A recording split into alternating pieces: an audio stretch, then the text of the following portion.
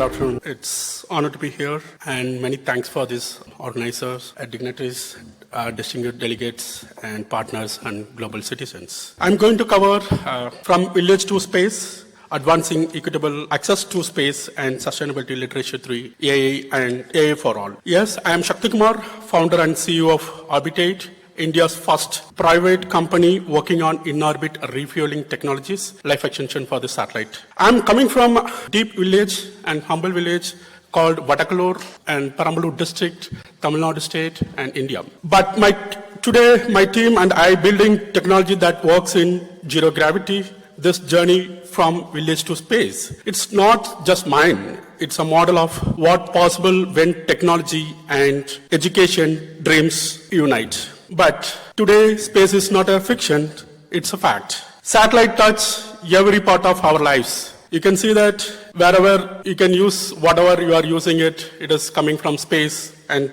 satellites. Where it is, in short, space is solving problems on the ground for all of us. Space and space technology solve most of the problems for us. Truth is, there is a global divide in space literacy. Millions of, especially in rural areas, don't know how the space impacts their lives. Dr. Ambedkar once said, education is something which ought to be brought within the reach of everyone. So, and also, Thruvalvars mentioned, Prapukum Ella Virkum, all living beings are equal by birth. Let's bring the space education within everyone's reach in every village, every school, every home, everybody's. So, what is it India is doing? So, India is actually doing for this, especially from not only penetrating those students, they're penetrating those villages.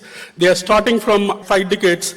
They launched a number of rockets and moon mission, Chandrayaan mission, and they are teaching for kids and children and every home also. And especially that Dr. Vikram Sarabhai said, we must second to none out applying technologies to the real problems man and societies. At Orbitate, we proud to carry on this vision forward with that one. So if you see that whatever the satellites we are using it is a one-time usable. It's a costliest equipment, whatever you are launching, it's a one-time usable. Think about it. And over 50% of the weight of the satellite is actually fuel, and when it is run out of the fuel in the satellites, they simply put it into gravity orbit, so that there is a space debris is actually created, and there is no fuel valve to extend the life. And there is a limited payload, and there is a high cost for the replacement satellites. And with that mind, Orbitate founded, actually we are building that gas station, orbital fuel station in space for the satellite life extensions.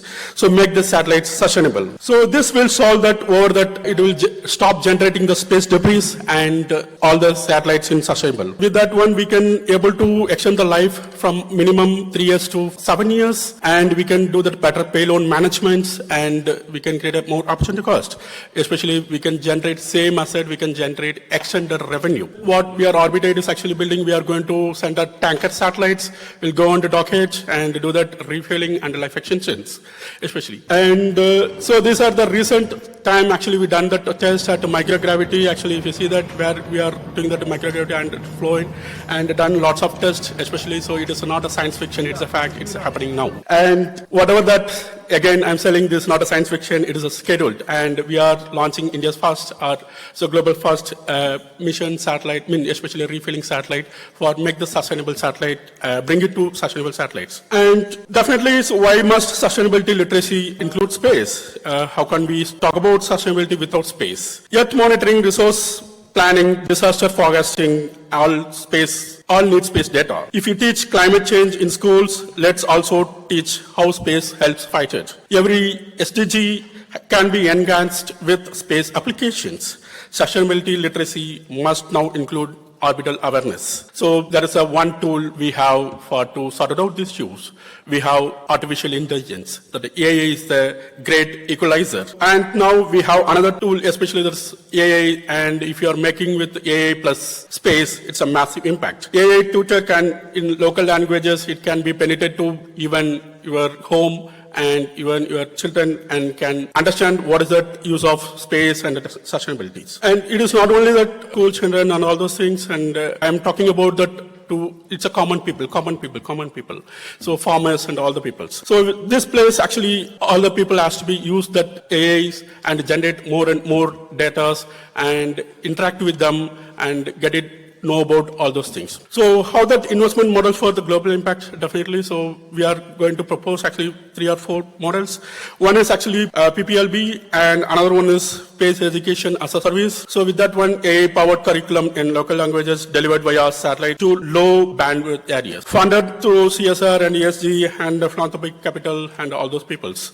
Especially the PPE where there is a startup, government can be involved. Orbital scholarship and internship can be involved, and definitely AI-supported healthcare and disaster responses also can be involved. So with that one, I'll conclude. Let me say again, so from village to space, from Earth to orbit, space is the next frontier of inclusions. Let us make sure no child is left behind, no country is left unaware, and no future is left unsustainable. Let us bring space, AI, education together for the all humanities. Thank you.